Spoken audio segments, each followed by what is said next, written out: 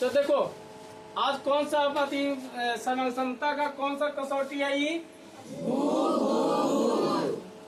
इसका अर्थ हुआ कि एक त्रिभुज का तीनों भुजा। तो मान लीजिए कि एक त्रिभुज है और इसका तीनों भुजा। एक भुजा हो गया ए बी, एक भुजा हो गया बी सी, एक भुजा हुआ ए सी। तो एक त्रिभुज का तीनों भुजा कौन कौन हुआ?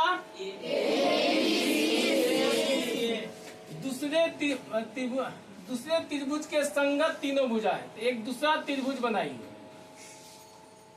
इसका नाम दे दिए कौन सी?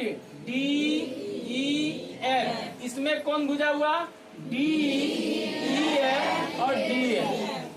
तो यहाँ पर संगत बात हो रही है। संगत बात होने का मतलब कि अगर इसका बायां वाला भुजा लेंगे तो इसका भी बायां वाला भुजा लेना होगा। ये नहीं कि इधर वाला ए भी लिया उधर वाला डी एफ लेंगे, ये संगत नहीं हुआ। संगत कौन होता है कि अगर हम बायां हाथ उठाए तो आपको भी तो इसमें का ए बी, तो इसमें का किसके बराबर हो? बी सी नीचे वाला, तो इसका भी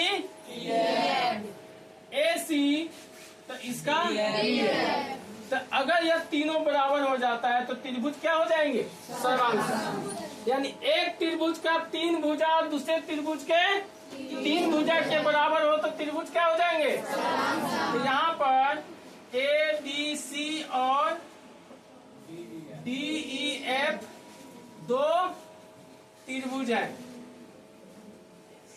तो जिसमें कौन किसके बराबर है? ए बी बराबर है किसके? डी के। बी सी किसके बराबर है? डी एफ के। और ए सी बराबर है किसके? डी एफ के। तो इस ए बी सी त्रिभुज का तीनों भुजा डी एफ त्रिभुज के तीनों भुजा के बराबर है। इसीलिए त्रिभुज ए बी सी सर्वांगसम हो जाएगा त्रिभुज डी ई एफ।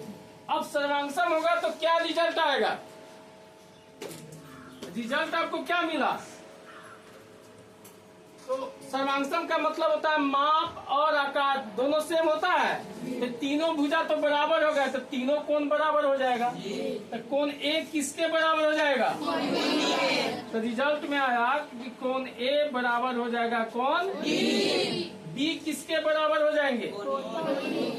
कौन बी बराबर हो जाएगा कौन ई, और कौन सी बराबर हो जाएगा कौन? तो यह आप सर्वांगसम होने से यह आपका क्या हुआ? रिजल्ट है। यानी जब एक त्रिभुज का तीनों भुजा दूसरे त्रिभुज के तीनों भुजा के बराबर हो जाता है तो उसका तीनों कोण भी आपस में बराबर हो जाता है। समझ में आ गया?